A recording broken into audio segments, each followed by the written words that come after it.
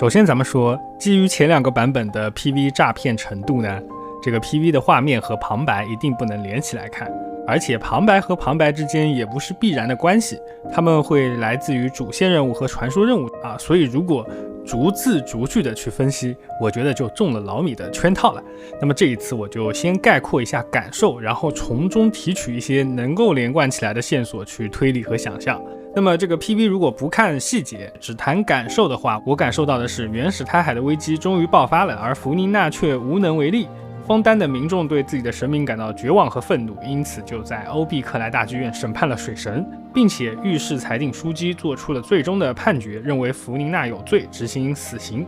而最后呢，枫丹还是被淹没了。这看起来会是一个非常怪诞的剧情，弗妮娜死了，纳维莱特无能为力，枫丹也没有被拯救，这一点都不符合之前剧情对于解决危机铺垫的内容，所以其中很有可能每个片段都是真实的，但经过了剪辑之后呢，塑造的感受是假的。然后我们就扒一扒令人疑惑的地方。在 PV 的开场，纳维莱特说宣布水神有罪，判死刑。那这里就有人会怀疑说，这句话有没有可能是2句话去拼凑成的一句话，比如说我宣判水神是一句，而死刑是另外一句。我觉得这个概率还是比较小的，因为虽然之前的 PV 也是诈骗嘛，但并不会用词去拼凑一个句子，而是一个句子一个句子的去拼凑，所以这应该是一句完整的话啊。也就是说，水神确实被审判了，死刑有可能是真的，但死就不一定了。这句话中呢，还有一些细节，就是纳维莱特说是御史裁定书记判定的结果。按照网上的一些假设，弗妮娜的另外一个人格，也就是黑弗，如果在御史裁定书记中，那么他自己审判自己的行为带来的意义是什么？目的又是什么呢？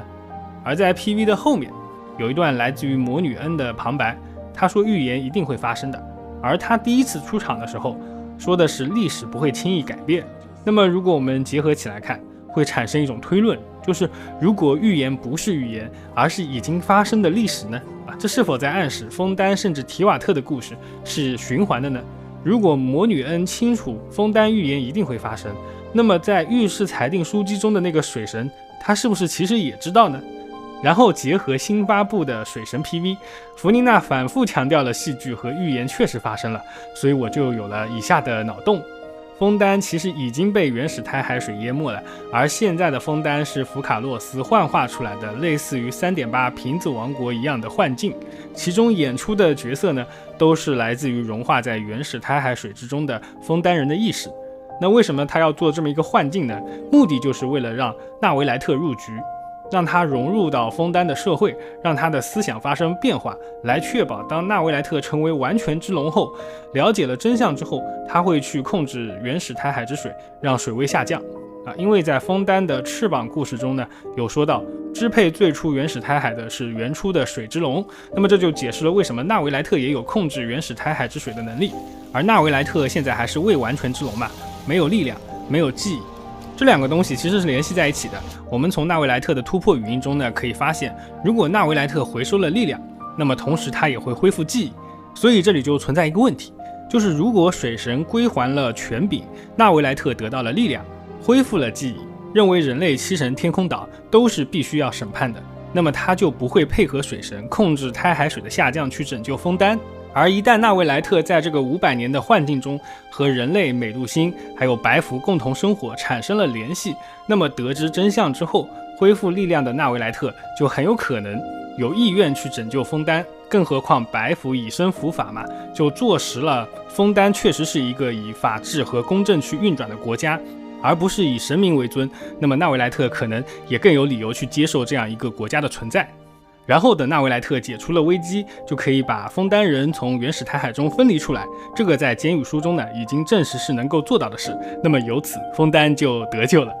我觉得这个脑洞呢，顺便还可以解释一下为什么弗妮娜的 PV 和例会说是他在一开头先欺骗了命运，用一个又一个的谎言去演出故事，以及弗妮娜在 PV 和纳维莱特说喜欢这500年来属于他的戏份嘛。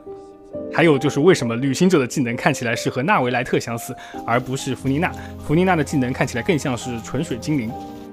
当然啦，这个仅仅是一个离奇的脑洞，我甚至不觉得剧情会这样去演出，毕竟吞心之金到底是怎么一回事，他为什么会来到歌剧院，绿常混能到底是不是用来对付他的，那是一点都猜不到。只能说枫丹这个剧情确实太吊人胃口了，先自己脑补一出大戏来满足自己焦虑的内心吧。